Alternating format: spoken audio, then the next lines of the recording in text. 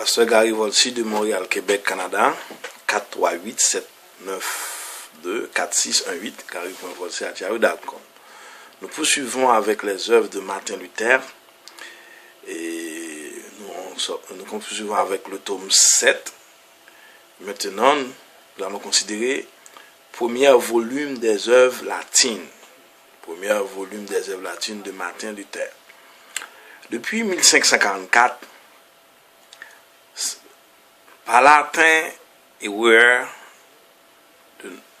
se préoccupaient de rassembler les éléments d'une édition complète des œuvres latines de Martin Luther.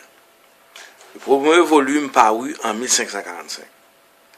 Il débutait par une préface rédigée par le réformateur lui-même et qui est datée du 5 mars.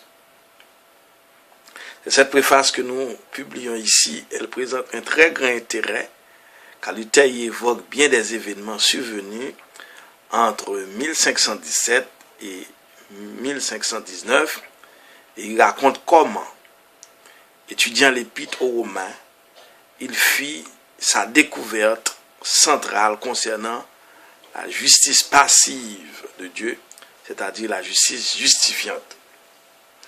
Cette préface a été traduite d'après le texte de l'édition de Weimar,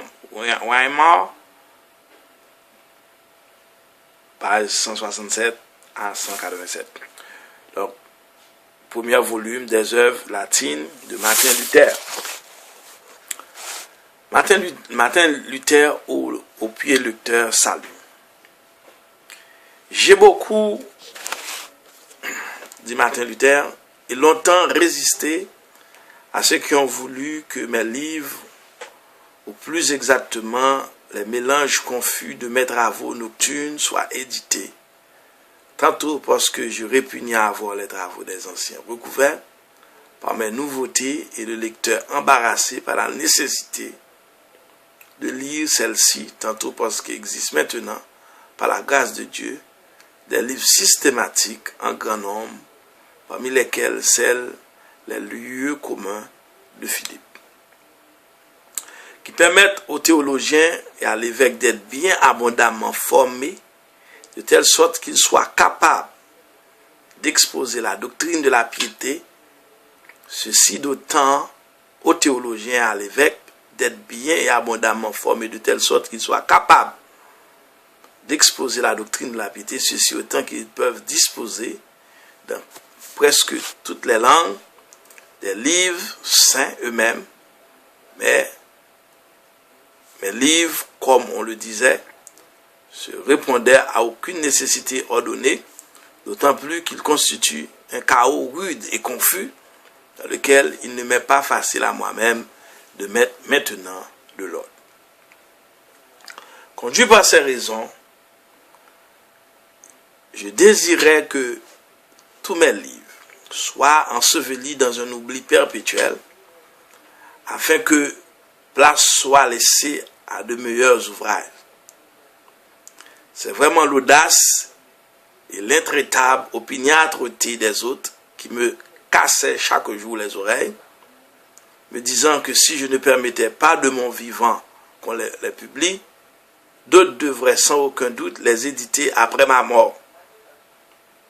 Ne connaîtraient pas tout à fait les situations et les événements accomplis, et qu'ainsi d'un désordre, il en était plusieurs. C'est, dis-je, l'opiniâtreté de ces hommes qui l'emporta, en sorte que j'autorisai l'édition. À ceci s'ajoutèrent en même temps la volonté et l'autorité de notre illustricisme, prince, l'électeur, Jean-Frédéric, etc., qui ordonna et même contraignit les typographes non seulement à exécuter, mais aussi à accélérer l'édition. Mais avant toute chose, je prie le pieux lecteur, et je prie pour cela notre Seigneur Jésus-Christ, qu'il lise ces choses avec discernement, et davantage encore avec une grande commisération, qu'il sache que j'ai été autrefois un moine, et le plus insensé des papistes, lorsque je défendais cette cause, j'étais tellement enivré et même submergé par les dogmes du pape que j'aurais été parfaitement prêt à tuer si je l'avais pu ou à aider et à prouver tout ce qui aurait tué quiconque avait diminué, ne serait-ce que d'une syllabe, l'obédience du pape.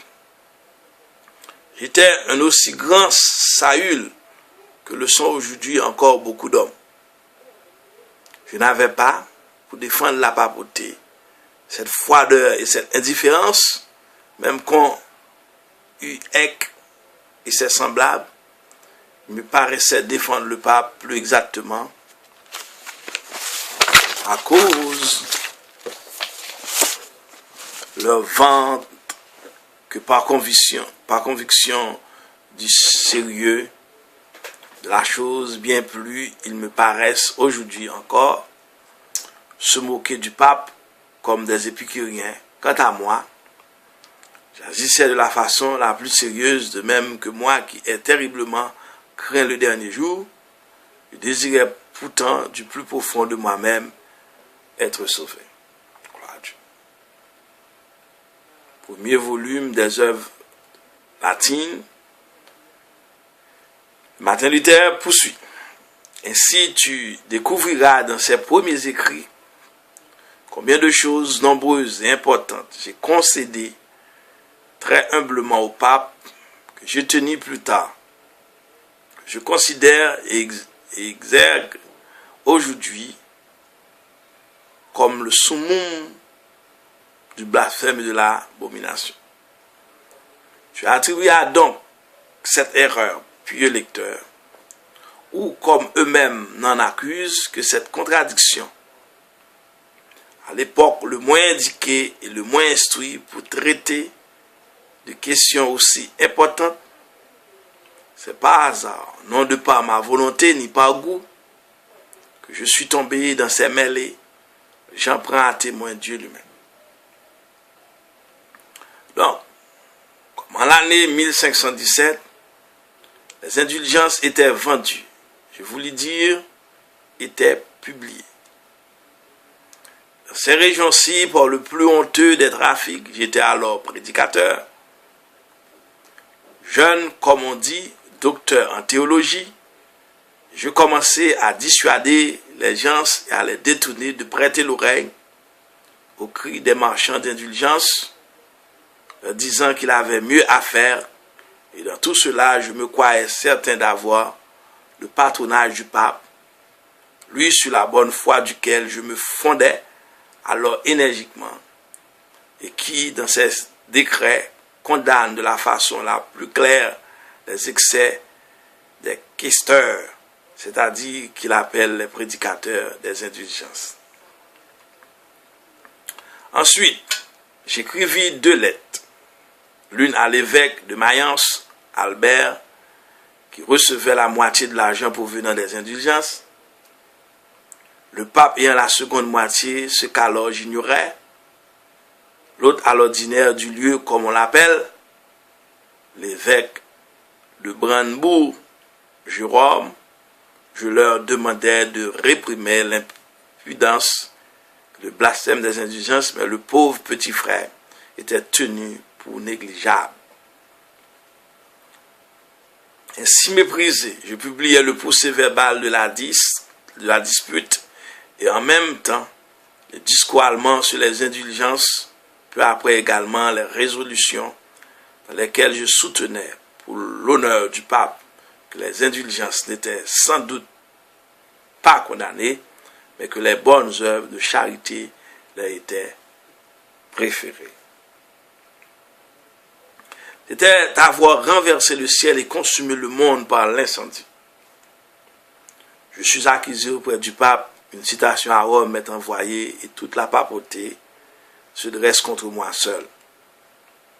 Ces choses se passent en l'année 1518, au moment de la diète de Maximilien, tenue à Augsbourg, au cours de laquelle le cardinal Cajetan agissait comme légat du pape, le duc illustrissime de Saxe-Frédéric, prince électeur s'adressait à lui-même pour moi et obtint que je ne sois pas forcé d'aller à Rome, mais que lui-même, après m'avoir convoqué, instruise l'affaire et la règle. Peu après, la diète fut suspendue.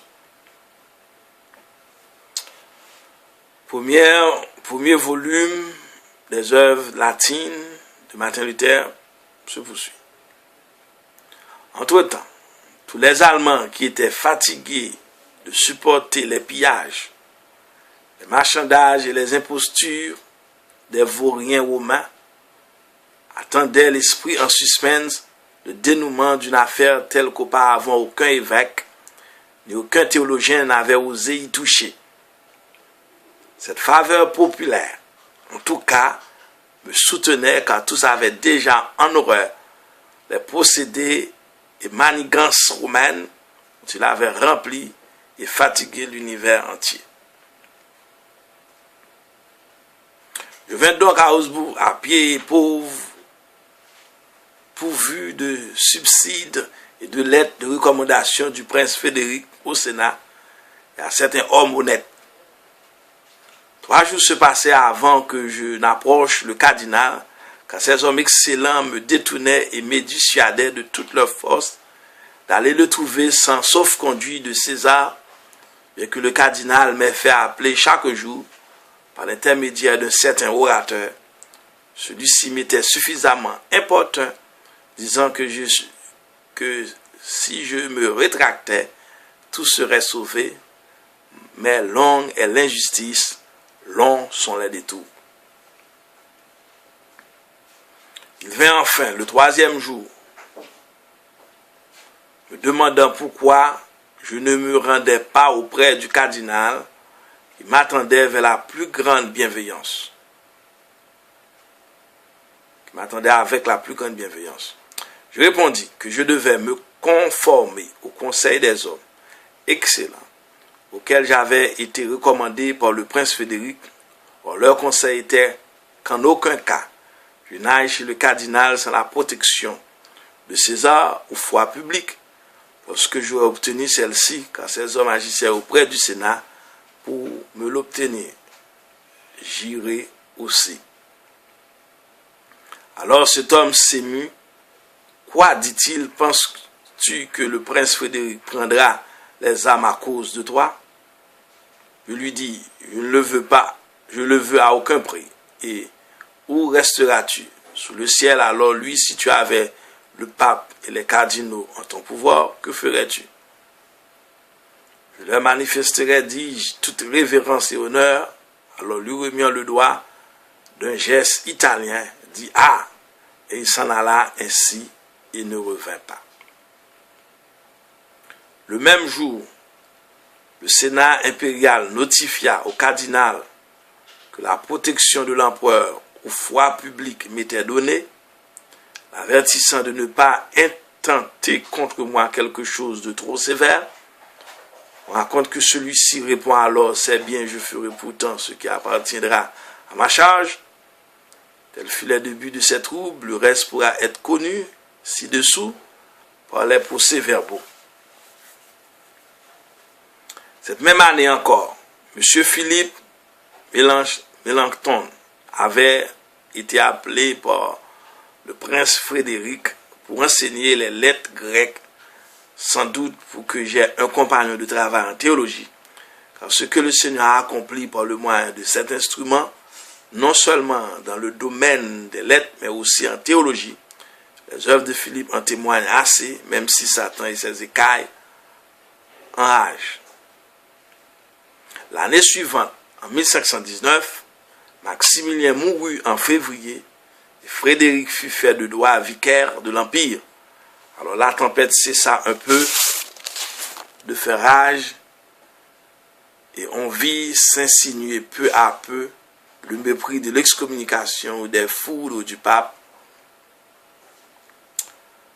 En effet, lorsque Eck et Caracciolus eurent apporté de Rome la bulle condamnant Luther et qu'il l'eut introduite, le premier ici, l'autre auprès du duc Frédéric, qui était alors à Cologne pour accueillir avec tous les autres princes, Charles, récemment élu, le duc syndicat au plus haut point.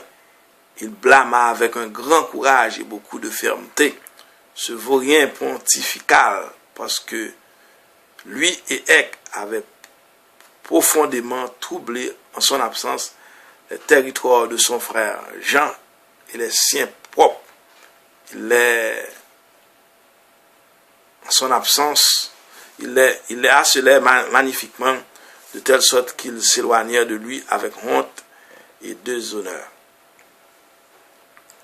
Le prince, doté d'une intelligence étonnante, comprit les procédés de la curie romaine et il sut les traiter dignement. Il avait en effet un flair extrêmement subtil. Il sentait davantage et plus loin que les Romains n'avaient pu ou l'espérer ou le craindre. C'est pourquoi, par la suite, il s'abstenait d'essayer de le gagner. En effet, il n'attacha aucun prix même à la rose, qu'il s'appelle d'or, et que Léon X lui envoya la même année. Il l'atteint au contraire pour ridicule, de telle sorte que les romanistes commençaient à désespérer de leurs efforts pour tromper un si grand prince. Et l'évangile progressait heureusement sur la protection de ce prince, et se répandait largement, son autorité entraînait beaucoup. Lui qui, parce qu'il était le plus sage et le plus clairvoyant des princes, avait pu encourir les soupçons que des envieux, parce qu'il voulait mourir et protéger de l'hérésie, les hérétiques, ce qui causa un grand dommage à la papauté. La même année eut lieu la dispute de Leising, à laquelle Eck nous défia, Karlstadt et moi, mais je ne pus obtenir aucune lettre me donnant la foi du duc Georges. De telle sorte que je me rendis à Leising sous la foi donnée à Karlstadt pour y être non disputeur, mais spectateur, mais qui avait pu dresser des obstacles contre moi. Je l'ignore, car jusque-là, le duc Georges n'avait pas été défavorable. Je le savais, source certaine. La Eck vint me voir dans mon logement, avançant qu'il avait entendu dire que je refusais la dispute. Je répondis, comment pourrais-je disputer alors que je ne puis obtenir la foi du duc Georges? Celui-ci, s'il n'est pas possible de disputer avec toi, je ne veux pas le faire non plus avec Karlstadt. Quand je suis venu ici à cause de toi, qu'en sera-t-il si j'obtiens pour toi la foi? Est-ce que tu disputeras avec moi? Obtiens, dis-je, et cela se fera. Il s'en alla, et bientôt après la foi publique me fut donnée à moi aussi, et j'eus la faculté de disputer. Eck faisait cela, parce qu'il voyait la gloire certaine qui lui était offerte à cause de la proposition dans laquelle je niais que le pape soit de droit divin dans le divin chef de l'Église. Il voyait là s'étendre devant lui un vaste champ et une occasion suprême de flatter d'une manière digne d'être applaudi et de mériter la reconnaissance du pontife, tandis qu'il me chargerait en même temps de haine et de malveillance, ce qu'il a activement durant toute la dispute. Et pourtant, il n'assura par ses thèses, n'abattit par les miennes. De telle sorte que le duc Georges lui-même disait à Eck et à moi-même pendant le déjeuner, qu'il soit pape de droit humain ou de droit divin, c'est lui qui est pape. Cette parole ne l'aurait jamais dite s'il n'avait pas été touché par mes arguments, mais avait approuvé le seul Eck. Le premier volume des œuvres Martin Luther, premier volume des œuvres latines de Martin Luther continue. Mais voici précisément dans mon cas combien il est difficile de se débarrasser, de sortir d'erreurs consolidées par l'exemple de toute la terre et changées en nature par une longue habitude. Comme il est vrai le proverbe, il est difficile d'abandonner les choses habituelles. Et celui-ci, l'habitude est une seconde nature. Et comme Augustin dit vrai, l'habitude, si on ne lui résiste pas, devient nécessité. Moi,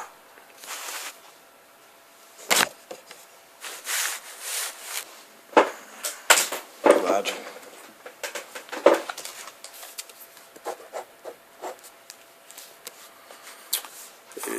Moi qui déjà alors avais lu et enseigné durant 7 années en privé et en public, avec le plus grand zèle les saintes lettres au point que je possédais presque tout de mémoire, moi qui avais ensuite puisé les prémices de la connaissance de la foi de Christ, à savoir que nous sommes justifiés et sauvés non par les erreurs, mais par la foi de Christ, et enfin qui défendait déjà en public ce dont je parle, à savoir que le pape n'est pas de droit divin chef de l'Église, ne voyait pourtant pas ce qui en est la conséquence, c'est que le pape est nécessairement du diable.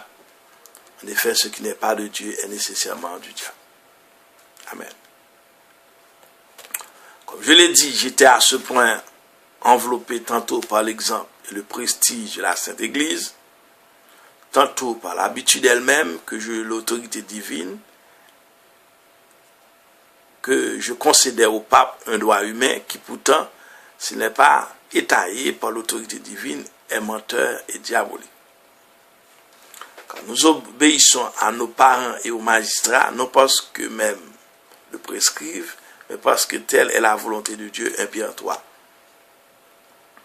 De là vient que je peux supporter avec un esprit plus égal ceux qui restent plus longtemps attachés à la papauté, notamment ceux qui n'ont pas lu les écrits sacrés ou profanes, puisque moi, qui lisais depuis tant d'années avec les plus grands zèles les livres saints, j'y suis pourtant resté attaché obstinément. En l'année 1519, comme je l'ai dit, Léon X envoie à la Rose par l'intermédiaire de Charles Miltis,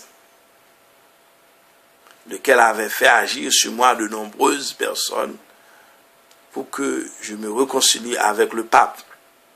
Il avait 70 brefs apostoliques, afin que si le prince Frédéric me livrait à lui, comme le pape le demandait par le truchement de la Rose, il affecta l'un de ses brefs à chaque ville forte et ainsi protégé me conduisit à Rome. Mais devant moi, il dissimulait le dessein de son cœur, disant: « Au matin, je croyais que tu étais quelque vieux théologien qui, assis derrière le poêle, avait ainsi discuté avec lui-même. Mais je vois maintenant que tu es à la fleur de l'âge et en pleine force. Si j'avais 25 000 hommes d'armes, je ne croirais pourtant pas que tu puisses être amené à Rome par moi. J'ai en effet observé sur toute la route les esprits des hommes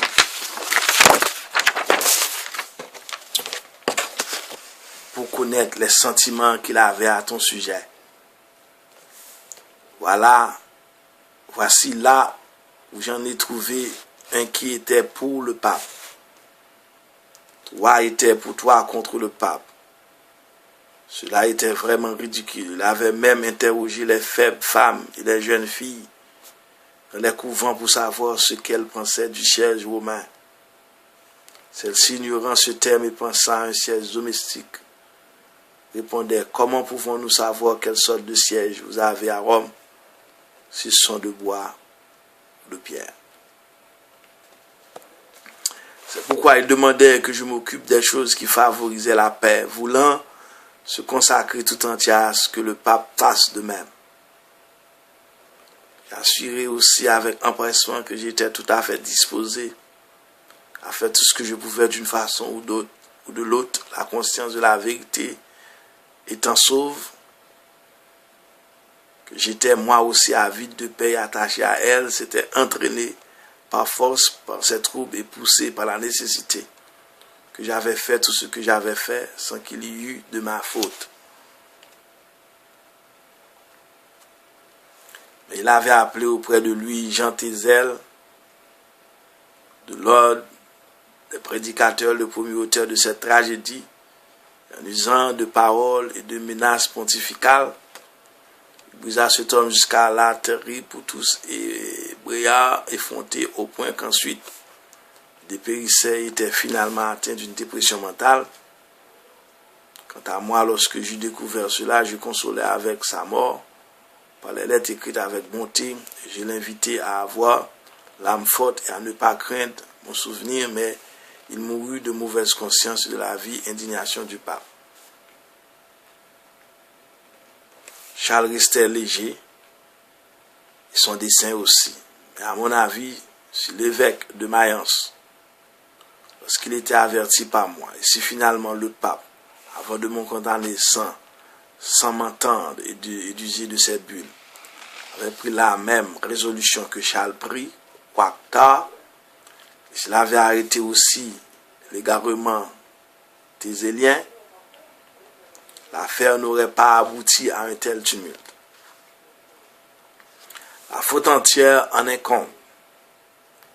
L'archevêque de Mayence, induit en erreur par sa prudence et sa ruse, qui le conduisit à vouloir réprimer ma doctrine, à sauver son argent que lui procuraient les indulgences. Maintenant, c'est en vain que l'on cherche un parti, en vain que l'on rassemble les efforts. Le Seigneur a veillé sans relâche et il se dresse pour juger les peuples, même s'ils pouvaient nous tuer, ils n'auraient cependant pas ce qu'ils veulent. Pas ce qu'ils veulent. Ils auraient bien moins ce qu'ils ont. Nous étant vivants et saufs, c'est ce que plusieurs d'entre eux qui n'ont pas le nez tout à fait bouché flairent suffisamment. Entre-temps, cette même année, j'étais encore revenu au sautier pour l'interpréter à nouveau, persuadé que j'étais plus exercé après avoir traité dans mes cours les épîtres de Paul aux Romains, aux Galates et celles qui étaient aux Hébreux. J'avais été saisi par un désir certes étonnant de connaître Paul, l'esprit romain, ce qui avait jusque-là constitué un obstacle, n'étant pas indifférent dans les entrailles, un seul mot qui se trouve au chapitre 1er. La justice de Dieu est révélée en lui. L'évangile, je haïssais en effet ce terme justice de Dieu, que j'avais appris selon l'usage et la coutume de tous les docteurs, à comprendre philosophiquement comme la justice formelle et active par laquelle Dieu est juste et punit les pécheurs et les injustes. Or, moi qui vivant comme un moine irréprochable, me sentais pécheur devant Dieu, avec la conscience la plus troublée, je ne pouvais troubler la paix par ma satisfaction. Je haïssais d'autant plus que le Dieu juste, qui punit un blasphème, du moins un violent murmure, je disais comme s'il n'était pas suffisamment que des pécheurs misérables et des perdus éternellement par le péché originel soient accablés de toutes sortes de maux par la foi du décalogue. Pourquoi faut-il que Dieu ajoute la souffrance à la souffrance et dirige contre nous, même par l'évangile, sa justice et sa colère? J'étais ainsi hors de moi, le cœur en rage et bouleversé. Et pourtant, intraitable, je bousculais Paul à cet endroit, désirant ardemment savoir que Paul voulait. Ce que Paul voulait. Jusqu'à ce qu'enfin, Dieu ayant pitié, et alors que je méditais jour et nuit, je marquais l'enchaînement des mots, à savoir la justice de Dieu révélée en lui, comme il est écrit. Le juste vit de la foi. Alors je commençais à comprendre que la justice de Dieu est celle par laquelle le juste vit du don de Dieu, à savoir de la foi, et que la signification était celle-ci. Par l'évangile de Dieu miséricordieux, ne justifie pas la foi selon qu'il est écrit. Le juste vit de la foi. Alors, je me sentis un homme né de nouveau et entré les portes grandes ouvertes dans le paradis même. Alléluia. À l'instant même, l'écriture m'a apparu sous un autre visage. Je parcourais ensuite les écritures telles que ma mémoire les conservait. Je relevais l'analogie pour d'autres thèmes. Ainsi, l'œuvre de Dieu, c'est ce que Dieu opère en nous. La puissance de Dieu, celle par laquelle il nous rend capable, la sagesse de Dieu, celle par laquelle il nous rend sages, la force de Dieu, le salut de Dieu, la gloire de Dieu. Alléluia. Alors autant était grande la haine dont j'avais haï auparavant ce thème, la justice de Dieu, autant j'exaltais avec amour ce mot infiniment doux. Et ainsi ce passage de Paul fut vraiment pour moi la porte du paradis. Je lus ensuite le De Spiritu et Litera d'Augustin, où, contre toute espérance, je trouvais que lui aussi interprète la justice de Dieu de la même façon, celle dont Dieu nous révèle en nous justifiant. Et quoique cela soit dit d'une façon imparfaite, et qu'il n'explique que clairement tout au sujet de l'imputation, il a paru bon d'enseigner que la justice de Dieu est celle par laquelle nous sommes justifiés. Mieux armé par ces réflexions, je commençais à expliquer une seconde fois le sautier. L'œuvre aurait progressé jusqu'à devenir un grand commentaire si de nouveau appelé l'année suivante à Worms, à la diète de l'empereur Charles Quint. Je n'avais pas été contraint d'abandonner l'œuvre entreprise.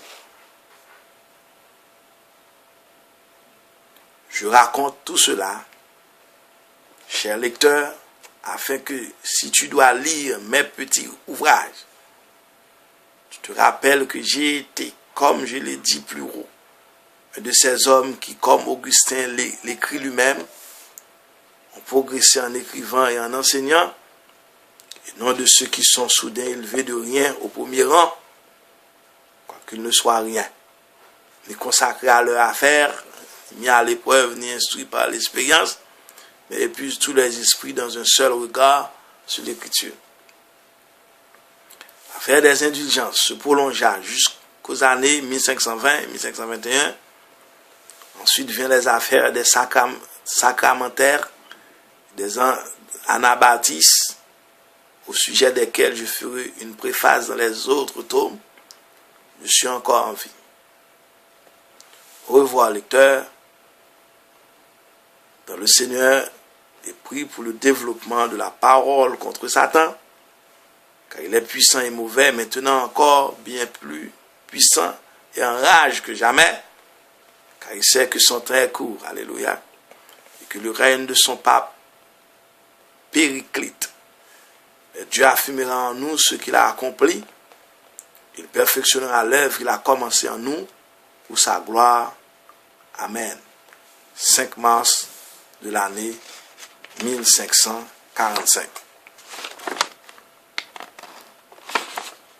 À très bientôt pour continuer avec les œuvres de Martin Luther, tome 9.